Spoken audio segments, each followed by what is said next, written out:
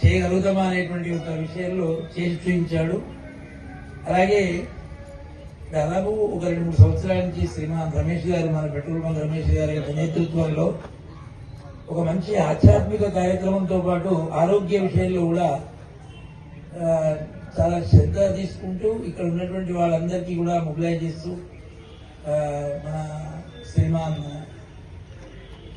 షాన్వాసి గారు, తర్వాత సదానందం గారు, వీళ్ళంతా కూడా అంటే మేము పక్కనే ఉన్నాం కాబట్టి అప్పుడప్పుడు మధ్య శంకర్ గారు, ముల్కాల శంకర్ గారు, అట్లాగే ఇలా అంటే ఒక బ్యాచ్ ప్రతి వాళ్ళు కూడా ఇప్పుడు చిన్న మహిళా మాత్రంతా కూడా ఇలా ఉంటుందని ఎప్పుడు ఇంత ఉదయం రాలేదు కాబట్టి చాలా చక్కగా కార్యక్రమాన్ని నిర్వహిస్తున్నారు. అదే అందులో భాగంగా మధ్యశంకర్ గారు దాదాపు 24 గంటల వరకు మధ్యలో కాసంత విరామం తీసుకుంటూ చేద్దామని ఒక సంకల్పం, చాలా గొప్ప సంకల్పం.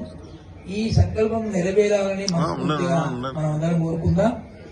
మందమరి అంటే ఒక ఆదర్శంగా ఉండాలి అనేటువంటి భావనలో మనం అందరం ఉన్నాం కాబట్టి భగవంతుడు అటువంటి శక్తిని, సామర్థ్యాన్ని, దయను, భగవంతుడి అనుగ్రహాన్ని కోరుకుంటూ ఉదయం మనకు ఇక్కడ రథసప్తమి అంటే ఆరోగ్యానికి ప్రధాన కారకుడు సూర్య భగవానుడు.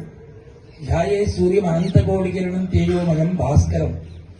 అనంతకోటి కిరణాలతో ప్రసరించేటువంటి ఒక ఆ సూర్య భగవానికి నమస్కారం చేస్తే అసలు మనం ఆ డాక్టర్ దగ్గరికి పోవాల్సిన అవసరం లేదని ఆచరించి అందించినటువంటి గొప్ప సంస్కృతి ఈ యొక్క వ్యాయామం.